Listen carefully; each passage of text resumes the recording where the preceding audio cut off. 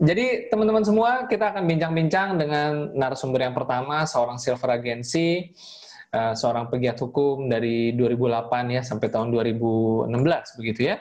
Beliau juga merupakan penerima trip Genting Dream Cruise Agustus 2019 yang lalu ya. Dan bergabung di 3i pada bulan Juli 2016 dan saat ini bertinggal di Kota Bogor. Ya, langsung saja kita ngobrol-ngobrol, kita panggil Pak Henry Evan, seorang sarjana hukum. Selamat sore Pak Henry. Sore, Bang. Oke, Pak Henry. Sudah siap Pak kita ngobrol-ngobrol santai nih Pak? Siap selalu Pak Bran, siap selalu. Oke, Pak, kayaknya biar seru dan menarik, sore ini kita pertanyaan agak bebas sedikit gimana Pak? Siap? Boleh, Bang. Pak Henry, biasanya yang menonton acara 3i Live Channel kebanyakan adalah anggota baru atau mereka yang memang sedang membangun bisnis ini begitu ya. Mungkin belum mencapai posisi tim agensi. Atau mungkin saya juga pengen cek deh ya, bagi teman-teman yang menonton acara sore hari ini yang baru join 1 bulan, 2 bulan, ada nggak? Kalau ada, pengen tahu dong. Info ya di chatroom. Berapa banyak sih yang nonton 3i Live Channel ini baru bergabung di 3i itu baru 1 bulan, 2 bulan. Nanti kita lihat nih Pak Henry, seperti apa sih karakternya yang nonton gitu ya. Atau kalau memang teman-teman semuanya boleh isi juga udah join di 3i berapa lama. Biar kita tahu ya. Nah, jadi kita tahu nih audiensnya seperti apa. Nah Pak Henry Evan, sebelumnya mungkin cerita sedikit deh latar belakangnya, kesibukannya, karena banyak juga yang belum terlalu kenal ya. Tuh ada yang 2 bulan, ada yang 16 bulan tuh. Kira-kira boleh nggak diceritakan sedikit saja latar belakang dari Pak Henry Evan sebelum kenal 3i supaya audiens kenal Pak Henry Evan juga nih. Silakan Pak Henry. Ya, makasih Pak Bran. Assalamualaikum warahmatullahi wabarakatuh. Salam sejahtera buat kita semua. Apa kabar? Semua 3i Network Indonesia. Salam luar biasa. Kita sehat selalu ya. Nah, latar belakang saya sebelum bergabung di 3i itu seperti biasa saya aktif di profesi saya. Terakhir itu kita di 2016 hampir bulan Juli Agustus lah waktu saya baru-baru join ya. Masih nyambi part time di 3i, tapi waktu itu 3i-nya belum serius-serius banget, belum dapat kliknya banget. Nah, tapi setelah saya berjalan pelan-pelan fokus itu terpindah ke 3i Network karena memang saya melihat ada kenikmatan tersendiri di 3i Network. Bagaimana di sini kita tidak hanya semata-mata mewujudkan impian kita, tapi di sini juga ada pengembangan diri dan merubah karakter. Saya jujur Pak Pran, dulu orangnya karakter sombong banget Pak Pran. Saya kalau bicara sama orang milih-milih. Tapi hari ini mau siapa? Mau tukang sapu, tukang pedagang, asal punya KTP aja, saja ngobrol itu. Nah, artinya 3i Network itu bagus banget. Artinya yang merubah karakter saya mungkin sedikit sombong dulunya, mungkin milih-milih teman. Memang dulu di profesi itu memang kita seperti itu ya, membangun pride personality kita tidak boleh bergaul dengan sembarang orang, harus betul-betul memposisikan diri kita di komunitas-komunitas yang sesuai dengan passion kita waktu itu.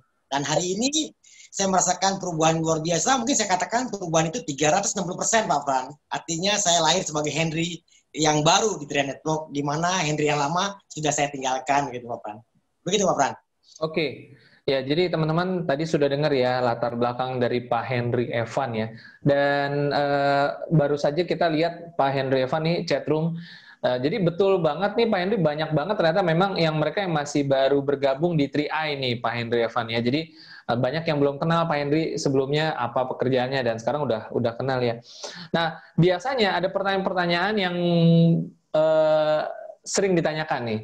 Kenapa sih memilih 3i Pak Henry? Kan banyak sekali peluang bisnis di luar sana, banyak pilihan ragam pekerjaan di luar sana, profesi termasuk ya mungkin bisa melanjutkan aktivitas sebagai pegiat hukum begitu ya. Orang-orang penasaran tentunya ya, karena mereka juga kan mungkin mau closing orang gitu. Kenapa 3i ini? Kalau Pak Henry, ini jawaban subjektif ya, tiap orang memang beda-beda. Tapi kalau Pak Henry kira-kira apa? Kenapa 3i bukan yang lain? Kalau ada pertanyaan itu, Pak Henry jawabnya bagaimana, Pak? Nah, kalau jawaban saya malah akan menjawab secara data, Pak Fran. Karena memang saya dulu basicnya di in-house lawyer, artinya kita harus tahu dulu standar salary di Indonesia.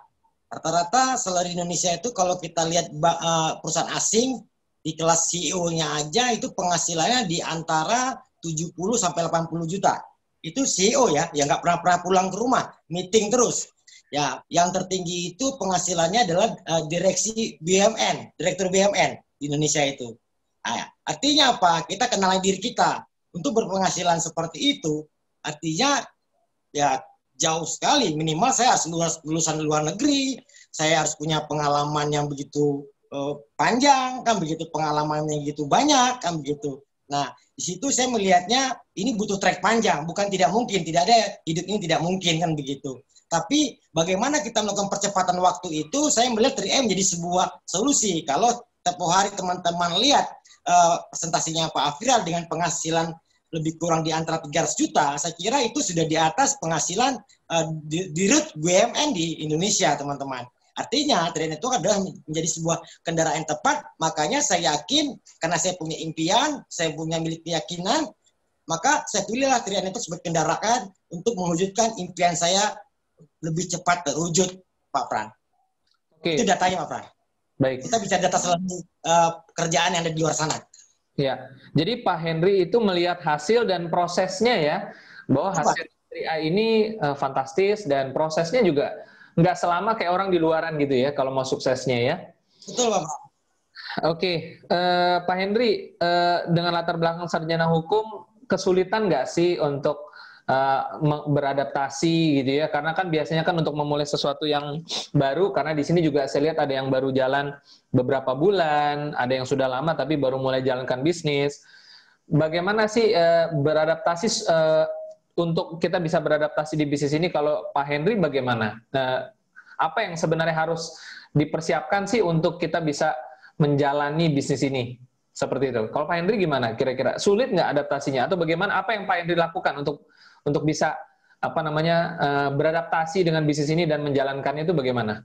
Ya, memang pertama kalau bicara adaptasi, saya di awal mengalami kesulitan di situ.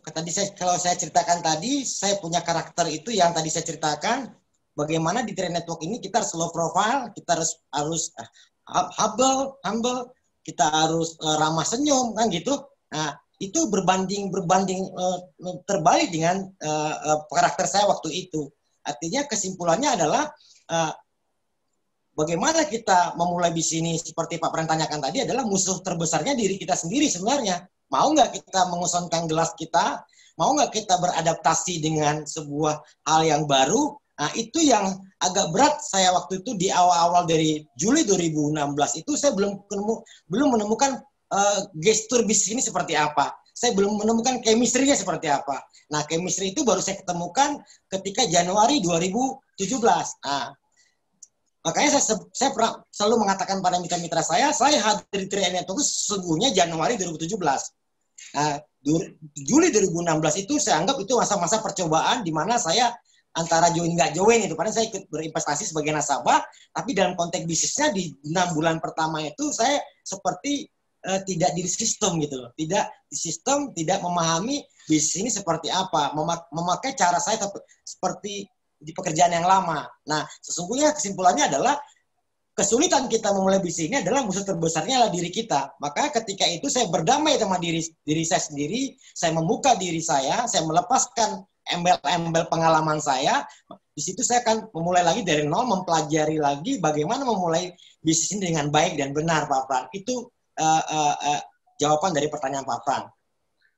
Oke, baik. Berarti saya mengambil apa yang disampaikan Pak Henry itu adalah untuk kita memulai bisnis ini pertama-tama harus ada satu persiapan yang kita lakukan, yaitu harus mau belajar ya Pak Henry ya. Betul, Pak Pran. Jadi tidak boleh ego, tidak boleh mungkin kita di luar sana orang yang sudah sukses ya. Sudah sukses, punya jabatan, dihormati, disegani. Nah, di sini kita harus mau belajar. Begitu ya Pak Henry ya? Jadi kesimpulannya gini Pak Pran, siapapun lo di luar sana, di sini punya mitra. Siapapun lo di luar sana, di sini adalah orang baru. Nah, yang namanya orang baru harus mau beradaptasi mulai dari nol. Ya kan? Seperti kita dari gedung sebelah, mau pindah ke gedung sebelah ini, otomatis kan kita harus turun gedung dulu. Betul nggak? Kita masuk dari pintu bawah dulu, baru kita naik. Kan begitu Pak Pran? Ya. Nah, Saya dulu pengennya dulu dari gedung itu saya lompat dari lantai 10. Dari gedung saya yang pertama saya lompat ke lantai 10 CHR waktu itu. Gak bisa 6 bulan. Iya, betul, betul, betul. Nah, ini berarti tips buat teman-teman yang baru, sebenarnya ini berarti kabar baik juga. Tidak diperlukan sebuah kemampuan teknis yang sulit seperti apa ya Pak Henry ya. Yang penting sikap mau belajar begitu ya. Betul. Pertama sikap yang mau belajar, mau mendengarkan, jangan sok tahu. Biarpun kita sudah tahu, nggak apa-apa kita mendengar dengan sebuah informasi yang baru. Pasti bukan berarti ilmu yang lama itu nggak terpakai, tapi ilmu lama itu adalah melengkapi dari ilmu yang baru kita pelajari pada waktu kita join di Train Network, Pak Fran. Oke, baik. Nah, mungkin berikutnya bagaimana sih caranya Pak Henry bisa membangun karir, bisa mencapai silver agency? Tentu ada prosesnya ya, ada tantangannya. Nah, boleh juga diceritakan ke audiens kita supaya audiens kita juga ngerti nih bahwa yang dimaksud dengan proses tuh gimana sih gitu. Boleh nggak dikasih gambarannya? Seperti apa Pak Henry mengalaminya?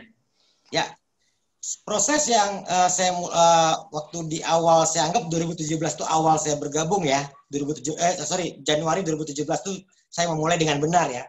Artinya apa? Waktu itu saya memulai bisnis seperti apa yang leader-leader yang lakukan sebelumnya gitu loh. Artinya apa? Saya ketemu orang di mana aja. Kalau dulu biasanya saya meeting dari kafe ke kafe, dari gedung ke gedung. Hari ini saya bisa duduk di emperan warung, saya ngobrol dengan orang, begitu kan. Artinya memang saya memulai dari nol, Pak Fran. Memulai dari nol, seperti memang saya berpikir, oh ini bukan gue banget gitu loh. Dari awal saya pikir, kok gue bisa seperti ini ya. Saya pun aneh dengan karakter saya waktu itu. Tapi jangan lambatnya laun, saya terbiasa dan menikmati proses dengan salah satu lagi adalah saya ikuti sistem yang ada, salah satunya seperti Live Channel ini. Kalau dulu kan BOP, Pak Fran ya. BOP di kantor CR ya. Saya datang ke BOP Bogor, saya datang ke BOP Tangerang, saya hadir di pertemuan-pertemuan training-training yang ada. Itu salah satu membentuk karakter saya di bisnis ini. Kan begitu, Pak Fran. Oke, baik. Tentu tidak simsalabim ya teman-temannya, berarti pasti ada aja kesulitannya, tantangannya, naik turun bisnis itu biasa begitu ya, tapi yang penting selama kita mau belajar ya dan beradaptasi dengan keadaan.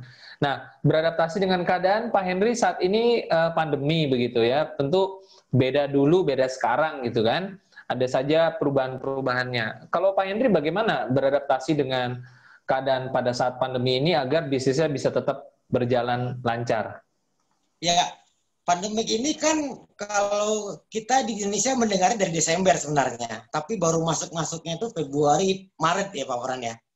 Sebenarnya dampak itu sudah mulai berasa dari Desember Januari itu sudah mulai berasa di Indonesia, ya kan? Nah, mau nggak mau waktu itu ada siklus di mana orang membatasi diri semua, yang namanya orang menjaga proteksi kesehatan. Tapi bagaimanapun bisnis kita tetap harus berjalan. Yang nggak mau kita tetap mencoba sesuatu hal yang baru. Salah satunya Zoom, Pak Fran. Zoom ini baru saya ketahui ketika masa pandemik ini, COVID-19 ini baru saya tahu Zoom, Pak Fran. Zoom, salah satu Zoom. Zoom ini salah satu yang membantu. Artinya apa? Di awal saya tidak mengerti cara menggunakan Zoom ini. Saya di awal tidak mengerti. Artinya saya membuka diri untuk mempelajari bagaimana penggunaan Zoom ini, kan begitu. Ini salah satu cara saya bertahan, tapi tetap berjuang, Pak Fran. Artinya, saya punya pemahaman, punya mindset begini, Pak Fran. Bertahan itu bukan berdiam diri, tapi bagaimana kita terus menyerang dengan kreativitas kita, dengan metode-metode kita. Salah satu metode yang disampaikan oleh Pak Kwanchen dengan 3-on-1, itu salah satu solusi juga, dan terbukti di periode Agustus ini dengan video call. Mungkin kalau untuk yang daerah merah, itu kita sarankan ke tim-tim itu pakai media video call. Tapi kalau daerah yang hijau dan kuning, mereka silakan, kita tidak larang juga mereka mau offline, tapi bagaimanapun mereka tetap lakukan kesehatan, pakai masker, sejenisnya begitu ya. Nah, memang at least hari ini memang karena saya di Bogor tuh daerahnya zona merah, saya memang dari mulai Januari itu boleh dikatakan belum pernah keluar rumah, Pak Fran. Kalaupun ada keluar itu mungkin itu sifatnya sudah urgent sekali saya keluar itu. Seperti kemarin saya keluar ke tim saya ke Kemang, itu ada salah satu yang harus saya sampaikan tentang perubahan sistem yang hari ini.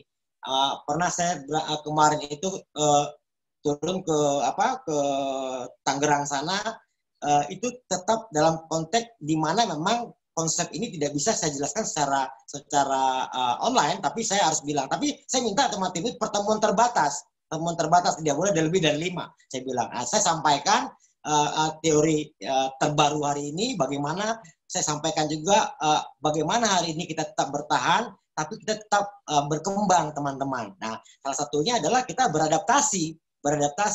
Artinya apa?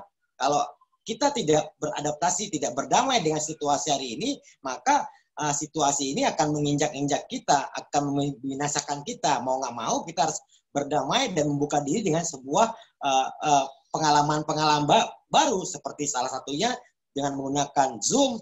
Ya kan dulu Zoom, ya kan gitu. Dulu kan Zoom Real Life Channel kan saya sering nontonnya di Facebook, Pak Fran ya, di Facebook, ya online di Facebook dulu ya. Kalau dulu Real Life Channel, di Facebook dulu tempat saya belajar di Real Life Channel itu loh. Nah, ini salah satu bagaimana kita tidak boleh diam dan kita terlalu bergerak. Bagaimana dengan cara video call, tidak bisa video call sinyal jelek, kita pakai telepon biasa.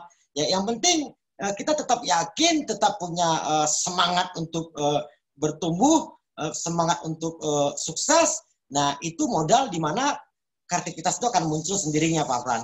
Memang at least saya kalau untuk bisnisnya memang 90% saya lakukan dari rumah, Pak Fran. Oke, baik. Dan memang kita jangan mau kalah dengan keadaan ya. Seorang pebisnis tentunya ketemu tantangan, ketemu halangan itu udah hal biasa. Bisnis apapun begitu, Pak Henry ya. Dengan situasi seperti ini ya karakter kita jadi diuji ya. Jangan mau kalah dengan keadaan. Oke. Nah, terakhir nih Pak Henry mungkin boleh juga menceritakan hal-hal menarik apa yang Pak Henry jumpai selama menjalankan bisnis 3i, terutama mungkin keseruan-keseruan saat jalan-jalan cruise dan lain sebagainya, supaya teman-teman juga punya bayangan nih, wah ternyata seru ya jalanin 3i gitu ya. Mungkin bisa di-sharingkan? Ini pertanyaan yang sedikit mempertawakan saya juga nih, Pak. Saya pertama kali bikin paspor tuh gara-gara CHR. Pertama bikin paspor, saya ingat banget di ubur-ubur Pak Yosef. Ayo paspor harus jadi, cepat. Saya harus bikin paspor itu kan. Nah, pertama kaki saya menginjak di luar negeri itu adalah Singapura. Nah, pertama saya naik pesawat ke luar negeri itu adalah Singapore Airlines. Yang luar biasa, pesawatnya luar biasa bagus, besar sekali kan begitu. Nah, saya berkata pada diri saya tidak pernah memikirkan bagaimana saya sampai ke luar negeri, tapi dengan bisnis ini saya dapat jalan-jalan gratis. Tidak hanya itu, dari Singapura kita dinaikkan lagi kapal pesiar. Kapal yang gede banget, segede pulau, Pak Fran. Di dalamnya ada semua. Ada lapangan futsalnya, ada kolam renangnya, ada teaternya, ada bioskopnya, aduh macam-macam lah, enak Pak Fran. Nah itu pertama dari kesenangan pribadi yang saya dapat. Yang kedua, saya bisa mewujudkan impian-impian saya yang dulunya saya tidak pernah berani Pak Fran. Dulu kan waktu saya bekerja itu Pak Fran, karena waktu itu saya bekerja ikut dengan orang, ya kan, saya tidak berani beli mobil baru Pak Fran. Kenapa? Takut tidak punya keberanian untuk membayarnya Pak Fran. Betul nggak Pak Fran? Nah di 3i Network pernah kejadian waktu itu saya berpapasan dengan mobil bagus. Saya harus buka kaca saya, tarik spion saya, itu orang cuma kaca tertutup, spion tutup sendiri Pak Fran. Kurang ajar, bagus banget tuh mobil, saya bilang kan. Jadi artinya impian itu terbentuk Pak Fran. Akhirnya waktu itu saya pengennya beli Fortuner, tapi ternyata yang bisa saya wujudkan adalah seperti mobil di gambar ini. Saya wujudkan mobil buat istri saya dulu, sebuah Honda Jazz dengan plat B350 dan nama istri saya Ana. Nah, kemudian itu teknik saya supaya nanti ketika saya beli Fortuner, istri saya nggak ngambek kan gitu. Karena Fortuner lebih mahal kan. Kan itu teknik Pak Farhan. Kan? Nah, artinya ini salah satu kesenangan pribadi saya. Nah, sedangkan kesenangan saya secara tim, saya senang melihat tim-tim saya bisa mewujudkan impiannya. Yang mungkin selama ini dia tidak pernah terpikirkan untuk beli kendaraan, tidak pernah terpikirkan dia punya penghasilan tambahan. Hari ini dia punya Pak Farhan. Nah, di mana dia kehidupannya yang dulu biasa-biasa aja, dan hari ini kehidupannya perlahan-lahan berubah Pak Pran. Dan banyak orang-orang di bawah saya yang berpenghasilan seperti saya juga, ya kan? Artinya itu sebuah bahagian tersendiri buat saya ketika saya bisa mewujudkan impian saya dan bisa mewujudkan impian-impian orang di tim saya, bisa seperti saya juga. Mudah-mudahan saya akan berusaha terus, Pak Fran, bagaimana tim-tim saya maju bersama, sukses bersama. Pastinya sukses bersama itu bisa terjadi ketika kita berjuang bersama, Pak Fran. Itu jawabannya, Pak. Baik ya, jadi ada prosesnya, ada tantangannya, dan saya ingat banget di kesempatan yang sebelumnya Pak Evan cerita bagaimana sempat turun, ya kan, lalu bisa naik lagi posisi, ya perjuangannya luar biasa ya, dan serangkaian hal-hal menarik yang tadi teman-teman sudah dengar langsung dari Pak Henry Evan ya, mengenai keseruan di Business 3i. Baik, mungkin Pak Henry sebelum kita tutup ada closing statement yang akan disampaikan? Oke, baik Pak Fran. Oke, teman-teman, 3i Network Indonesia yakini bahwasanya CHR ini adalah kapal besar, kapal yang bisa mengantarkan kita ke impian kita masing-masing. Selama keyakinan itu kita jaga, pastinya semangat itu pasti tetap membara. Ya, nah, kalau semangat itu membara, pastinya impian akan bisa kita wujudkan. Teman-teman, 3i adalah sebuah kapal besar, di mana di luar sana pada bertumbangan sebuah bisnis, tapi 3i Network masih tetap berdiri, masih eksis, dan hari ini pun kita masih ada di Zoom Live Channel ini, kita tetap berbahagia teman-teman. Terpengaruh dengan bisnis di luar, yang menggoda Anda, yang merusak impian Anda, yang merubah arah jalan Anda, karena apa? Mereka akan mencuri impian Anda. Saya sarankan buat teman-teman, apapun kondisi Anda hari ini, yang baru bergabung, tetap semangat, yang sudah bergabung, tetap konsisten, pasti badai pasti berlalu. Kita pasti kron, teman-teman. Oke, baik. Terima kasih Pak Henry Evan sudah berbagi waktu, berbagi kisah. Semangat terus dan go kron ya Pak Henry ya. Go kron Pak Fran. Makasih Pak Fran. Oke, baik.